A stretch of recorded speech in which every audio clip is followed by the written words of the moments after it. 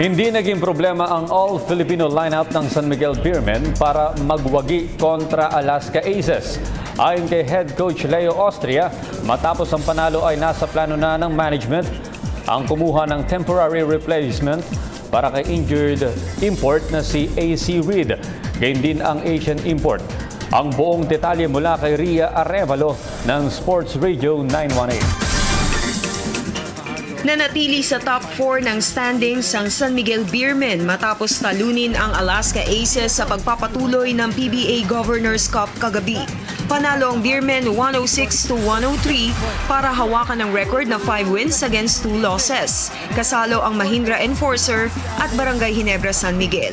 Isang monsters game ang ipinakita ni two-time PBA MVP Junmar Fajardo na nagtala ng 37 points, 14 rebounds, 3 assists at 3 blocks. Samantala, dalawang crucial 3 points naman ang pinakawalan ni Alex Cabagnot at na-block ni Chris Ross ang dapat sanay game-tying 3 attempt ni Aces import Ladonte Henton.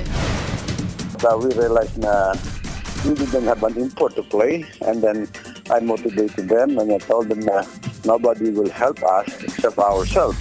And they have an import and we have also an import with Jumar. So let's take advantage of it. So we should play according to our game plan. And what happened last night, talagang they want to win. That's the reason why we have a good result last night. At bagamat naglaro ng All-Filipino kahapon, tiniyak ni Austria na magkakaroon na ng replacement si AZ Reed sa susunod nilang laban kontra Meralco Bolts. Ngunit paglilinaw niya, wala pa umano silang balak palitan ang 6'5" dribbler na pansamantala munang masa-sideline dahil sa iniinda nitong Achilles heel injury. Pinangalanan naman ni Austria ang magiging temporary replacement ni Reed.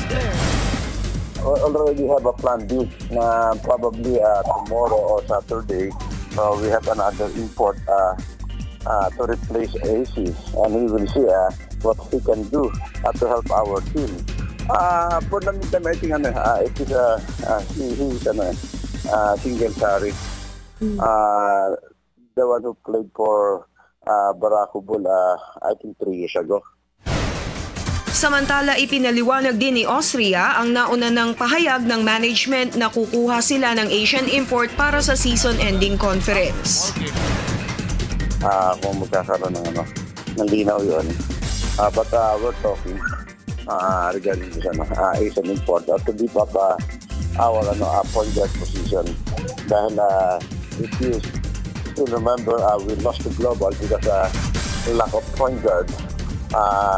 Chris Ross is not there because he's injured. He was not able to play, and the result is really disappointing for us. And coming to the playoffs, so we need a lot of backup. Isang linggo magpapahinga ang San Miguel Beermen bago nila harapin ang Meralco Bolts sa Miyerkules na idaraos sa Smart Araneta Coliseum sa Quezon City. Para sa PTV Sports, Ria Arevalo, Sports Radio 918. Ako po si Cathy San Gabriel. Subscribe na sa PTV YouTube channel. I-click lang po ang subscribe button.